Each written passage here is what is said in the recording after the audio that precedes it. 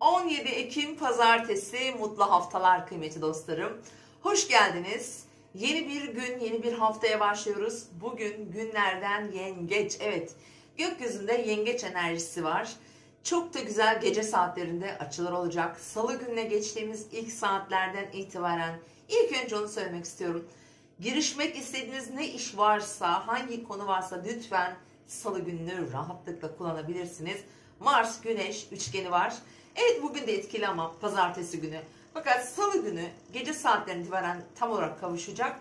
Ve bugün biraz bizi manipüle edecek açılar da olacağı için pazartesi günü. O yüzden salı günü girişimlerimiz için çok uygun bir gün. Mars ve Güneş üçgen açılarında hava grubunda olması üstelik de çok daha uyumludur. Yapmak istediğimiz, eyleme geçirmek istediğimiz konularda, girişimlerde başlangıçlar yapmak için çok güzeldir. Enerji her zaman, performans her zaman yüksek olur. Demoralize çok zor oluruz çünkü Mars ve Güneşimiz iyi bir yerleşimde olduğunda bu başlangıçlarda gerçekten hareketlerimizi özgürce yapabilir, istediğimizi rahatlıkla hayata geçirebiliriz. Değerlendirin sevgili dostlarım.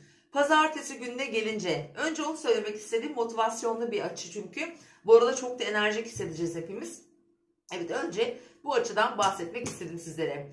Evet, bugün Ay Yengeç Burcu'nda 23.54'e kadar bir sürü açısı var. Güzel açıları da var. Zaman zaman bizi zorlayacak açıları da var. Özellikle güzel açılarından bir tanesine başlıyorum. Sabah 06.07 arasında Ay'ın Uranüs'te güzel bir etkileşimi var. Pazartesi günü enerjik ve yeni bir deneyimle, yeni bir heyecanla başlayabiliriz arkadaşlar. Güzel bir hafta olacak. Bu hafta yenilikleri deneyimleyebiliriz. Farklı şeyler mesela deneyebiliriz hayatımızda. Bazı alışkanlıklarımızı değiştirmek için çok güzel bir açıdır. Mesela bazı kıyafet, tarz, ondan sonra renklerle ilgili konular ki bunlar çok önemli olacaktır. Venüs çünkü terazide ve hafta boyunca da hem Mars'la hem de Güneş'le böyle birlikte ilerleyecek. Kendimizle ilgili önemli bazı farkındalıklar ve yenilikler geliştirebiliriz. Evet, bugün böyle bir başlangıç yapıyoruz. Sadece 16, 13, 17, 13 aralığında, bu aralıkta biraz dikkat etmek gerekebilir. Venüs'te Ay'ın bir karesi var, geçici bir etkidir. Duygusal olarak zorluklar verir, kararsızlıklar verir, bazı şeylerden memnun olmama hali verebilir. Ve onun yanı sıra da 19 ve 20 arasında arkadaşlar Ay'ın Güneş'le bir karesi var. Önemli konu, görüşme gibi durumlarda anlaşmazlıklar getirebilir. Çünkü hemen ardından Ay'ın Plüto'yla da bir karşıtlığı var. Bu manipülasyon, zorlayıcı, dengemizi kurmakta zorlayacağımız herhangi bir konuda hayatımıza müdahaleler gelebilir.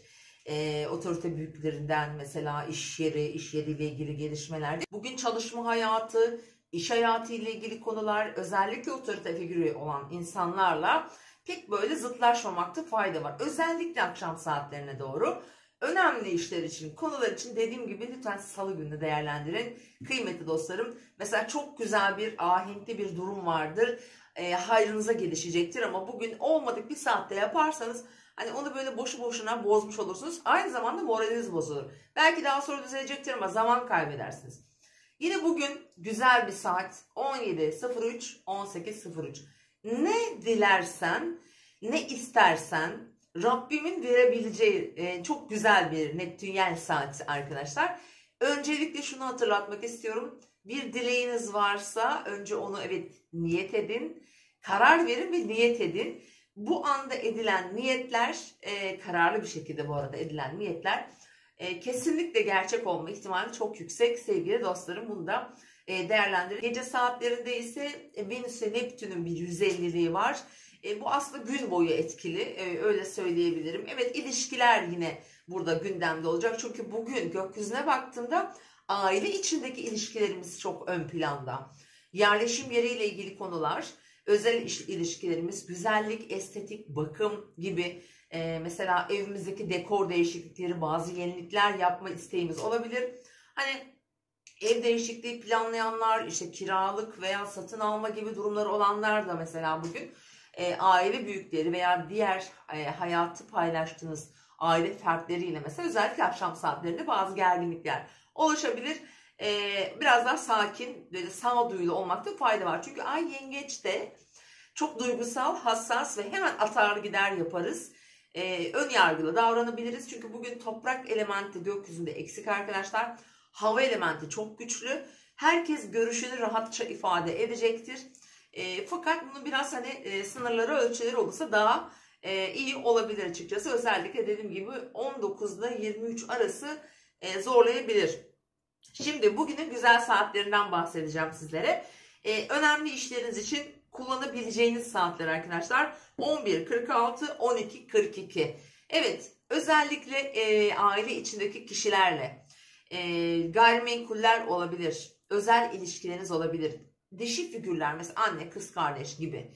Eş partner ilişkileri içinde özellikle bu saati kullanırsanız daha iyi sonuçlar alabilirsiniz. 18.18, 19.22 arasında da yine akşam saatlerinde. Çünkü bu saatleri biraz şimdi ay güneş karısı denk gelecek. Daha dikkatli olmak gerekiyor. Çok ciddi konuları mesela bence konuşmak için mükemmel bir saat. Çok daha faydalı olabilir. Çok daha hızlı yol alabilirsiniz. Özel bir işiniz için de kullanırsanız daha uzun vadede kalıcı sonuçlar elde edebilirsiniz. Diğer saatin bugün gece saatlerine denk gelecek. 01.46, 02.50 saatlerinde sevgili dostlar. Özellikle mesela pazartesi günü için hazırlık yapmak durumunda olan bir işi, bir projesi veya bir sağlık sorunu var. Ertesi gün doktora gidecek vesaire. Yani aklınıza ne gelirse bu saatte bence çok iyi organize olabilir. Konsantrasyonu yüksek olabilir.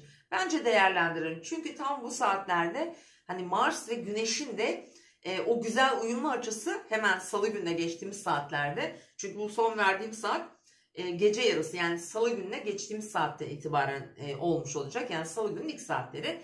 Dolayısıyla çok faydalı olacaktır. Girişimler için kesinlikle kullanın. Niyet etmek için kullanın. Hani karar verdiğiniz işlerde bence niyetinizi yapın. Tam da bu saat bunun için mükemmel sevgili dostlarım. Şimdi hafta boyunca arkadaşlar ilişkiler için çok güzel bir hafta.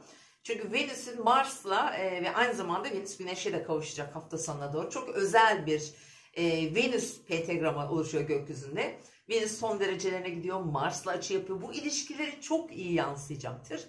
Evlilik, flörtlerle ilgili konular, ilişkilerde yeni bir bakış açısı, yeni bir boyut kazanma olacağını söyleyebilirim. Aşk, estetik, sanatsal konular, güzellikle ilgili konular için de yine kesinlikle çok güzel bir hafta olacak arkadaşlar. Ve tabii ki Dolunay fazı küçülüyor. Dolunay'da hayatımıza gelen konular, özellikle bugün ve yarın yine Dolunay çalışıyor. Hani Yengeç burcunda olacağı için ay, ama tabii biraz otorite figürü kişiler, ortaklı işler gibi, ev, gayrimenkuller, kira fiyatları, emlak fiyatları, bunlarla ilgili gelişmeler olabilir. Altında bugün mesela finansal konulara baktığımızda altında bugün bazı oynayışlar olabilir. Altın, hani değerli madenlerle ilgili konularda olma ihtimali var arkadaşlar. Şunu da söyleyeyim, tabii Mars da Güneş'e açı yapacağı için hani bu anlamda mesela bence yatırım yapmak, herhangi bir konuda mesela uzun vadede bir şey düşünüyorsanız bir başlangıç yapmak için, piyasaların evet kararsızlıkları var. Durumumuz belki çok göremiyoruz önümüzde, ama bence hani olabilme imkanı olan bir zaman dilimindeyiz. Özellikle hani salıya geçişten itibaren bunu tekrar belirtmek istiyorum sevgili dostlarım. Evet, mutlu bir hafta diliyorum. Kendinize iyi bakın. Yarın yine görüşmek üzere diyorum. Sorularınızı, görüşlerinizi, benden duymak istediklerinizi yazarsanız çok mutlu olurum. Sevgili dostlarım, izlediğiniz için çok teşekkür ediyorum. Mutlu, harika bir hafta diliyorum. Hoşça kalın.